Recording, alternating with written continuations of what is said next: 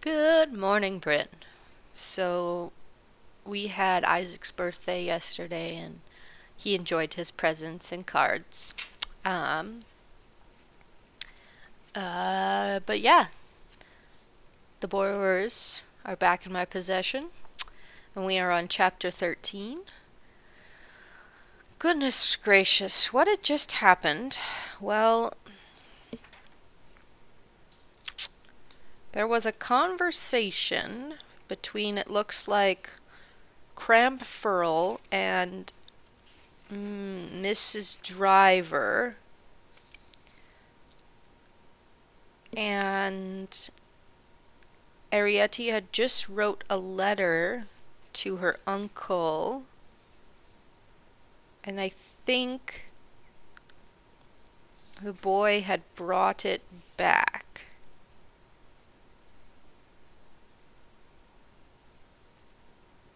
Or not yet.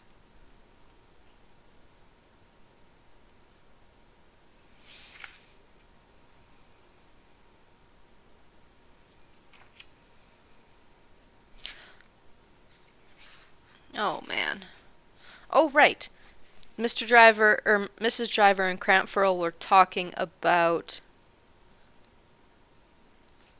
the boy and trying to like figure out the badger set where the badgers live or whatever.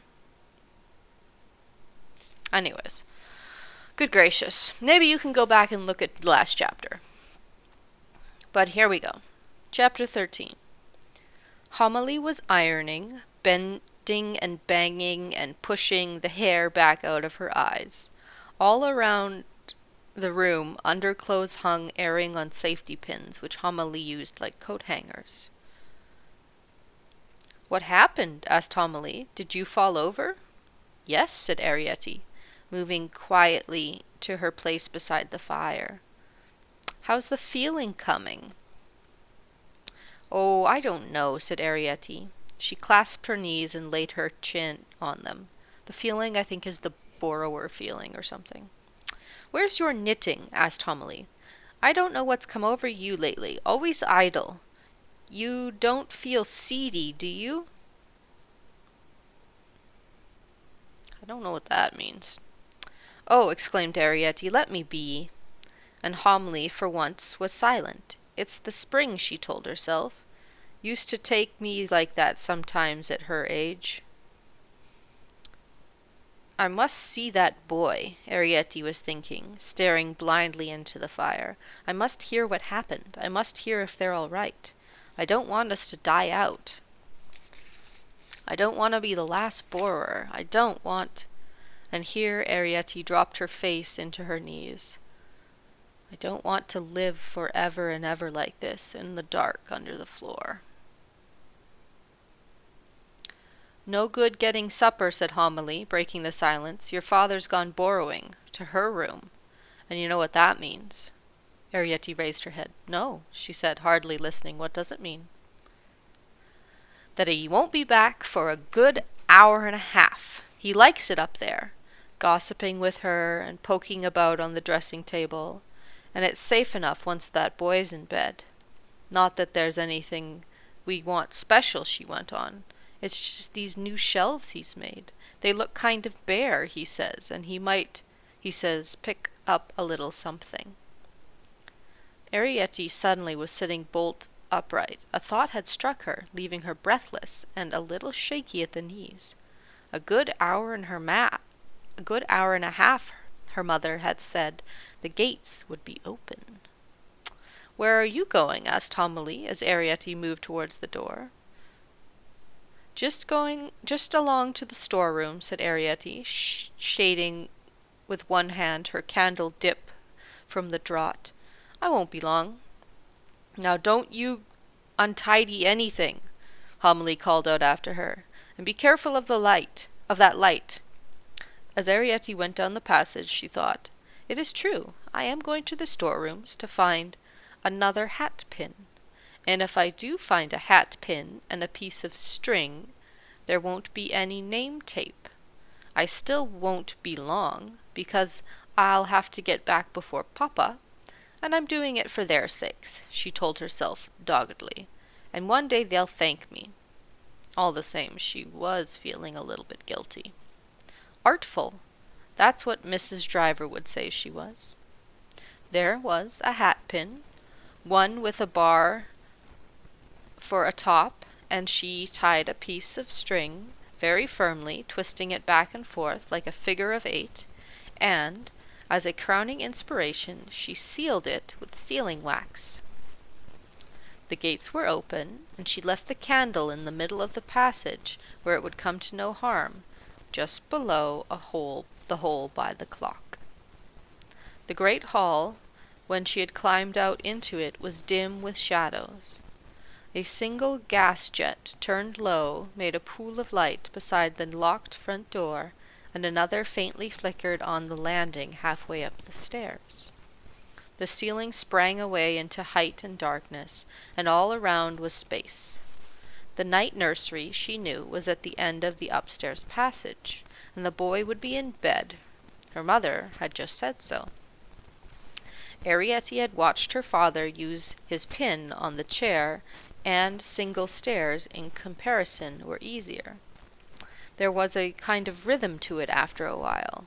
Throw and pull, scramble, and an upward spring. The stair rods glinted coolly, but up the pile of the carpet seemed soft and warm and delicious to fall back on. On the half landing she paused to get her breath. She did not mind the semi-darkness. She lived in darkness. She was at home in it, and at a time like this it made her feel safe. On the upper landing she saw an open door and a great square of golden light, which like a barrier lay across the passage. I have to pass through that, Arrietty told herself, trying to be brave. Inside the lighted room a voice was talking, droning on. And this mare, the voice said, was a 5-year-old, which really belonged to my brother in Ireland, not my elder brother, but my younger brother, and the one who owned Stalemate and Oh My Darling. He had entered her for several points to points. But when I say several, I mean 3, or at least 2. Have you ever seen an Irish point to point? No, said another voice, rather absent-mindedly. That's my father, Arrietty realized with a start. My father talking to Great-Aunt Sophie, or rather, Great-Aunt Sophie talking to my father. She gripped her pin with its loops of string and ran into the light and through it to the passage beyond. As she passed the open door, she had a glimpse of firelight and lamplight and gleaming furniture and dark red silk brocade. Beyond the square of light, the passage was dark again, and she could see at the far end a half-open door. That's the day nursery, she thought, and beyond that is the night nursery. Aunt Sophie's voice went on. There are certain differences which would strike you at once. For instance, Arrietty liked the voice. It was comforting and steady, like the sound of the clock in the hall, and as she moved off the carpet onto the strip of polished floor beside the skirting board, she was interested to hear there were walls in Ireland instead of hedges. Here, by the skirting, she could run, and she loved running. Carpets were heavy-going, thick and clinging. They held you up. The boards were smooth and smelled of beeswax. She liked the smell. The schoolroom, when she reached it, was shrouded in dust, sheets, and full of junk. Here, too, a gas jet burned, turned low to a bluish flame. The floor was linoleum, rather worn, and the rugs were shabby. Under the table was a great cavern of darkness. She moved into it, feeling out, and bumped into a dusty hassock higher than her head. Coming out again, into the half-light, she looked up and saw the corner cupboard with the doll's tea service, the painting above the fireplace, and the plush curtain where her father had been seen. Chair legs were everywhere, and chair seats obscured her view. She found her way along them to the door of the night nursery, and there she saw, suddenly on a shadowed plateau in the far corner, the boy in bed. She saw his great face turned towards her on the edge of the pillow. She saw the gaslight reflected in his open eyes. She saw his hand gripping the bedclothes, holding them tightly pressed against his mouth. She stopped moving and stood still. After a while, when she saw his fingers relax, she said softly, "Don't be frightened. It's me, Arietti." He let the bedclothes slide away from his mouth and said, "Whatty?" He seemed annoyed. "Etty," she repeated gently. "Did you take the letter?" He stared at her for a moment without speaking. Then he said, "Why did you come creeping into my room?" "I didn't come creeping," said Arietti. "I even ran. Didn't you see?" He was silent, staring at her with his great wide-open eyes. "When I'd brought the book," he said at last, "you'd gone. I had to go. Tea was ready. My father fetched me." He understood this. "Oh," he said matter-of-factly, and did not reproach her. "Did you take the letter?" she asked again. "Yes," he said. "I had to go back twice. I shoved it down the badger's hole." Suddenly he threw back the bedclothes and stood up in bed, enormous in his pale flannel nightshirt. It was Arietti's turn to be afraid. She half turned, her eyes on his face, and began backing slowly towards the door. But he did not look at her. He was feeling behind a picture on the wall. "Here it is," he said, sitting down again, and the bed creaked loudly.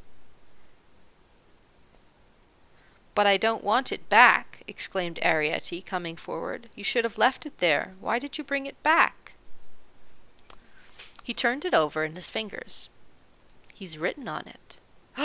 "Oh, please," cried Arietti excitedly, "show me." She ran right up to the bed and tugged at the trailing sheet. "Then they're alive. Did you see him?" "No," he said. "The letter was there, just down the hole where I'd put it." He leaned toward her. "But he's written on it. Look."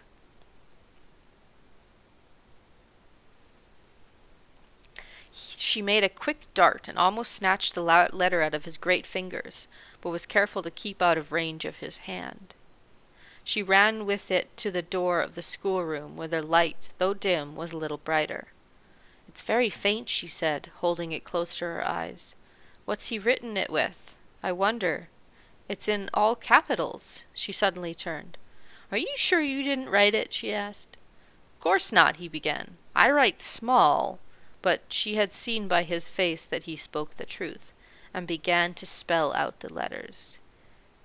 "T-E-double-L," she said. "Tell, Y-O-R-E." She looked up at the boy. "Your?" she asked. "Yes," said the boy. "Your." "Tell your A-N-T, aunt," said Harrietty. "Aunt, my aunt." The boy was silent, waiting. "Aunt L-U... Oh, Aunt Loopy!" she exclaimed. He says, listen. This is what he says.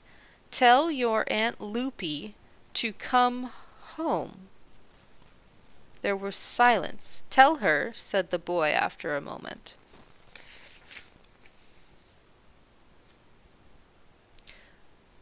"But she isn't here," exclaimed Arietti. "She's never been here. I don't ever remember what she looked like." "Look," said the boy, staring through the door. "Someone's coming." Arietti whipped around. There was no time to hide. It was Pod, boring bag in one hand and pin in the other. He stood in the doorway of the schoolroom. Quite still he stood, outlined against the light in the passage, his little shadow falling dimly in front of him. He had seen her. I heard your voice, he said, and there was a dreadful quietness about the way he spoke, just as I was coming out of her room. Arrietty stared back at him, stuffing the letter up her jersey. Could he see beyond her into the shadowed room? Could he see the tousled shape in bed? "Come on home," said Pod, and turned away. That is the end of chapter 13. There is a picture here for us of Arrietty and the boy.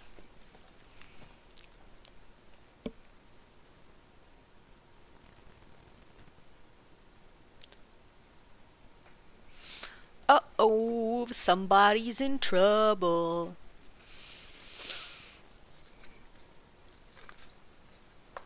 Do you remember where Aunt Loopy lived? Was she a, over the mantelpiece person? I don't remember. But curious to know. I hope you're having a good Victoria Day. I am going to do 3 activities today. Friend Sam is coming over in a little bit, and we're going to try and fix a bird bath that she has. And then I'm going out with Alex for lunch with some friends from engineering, old friends.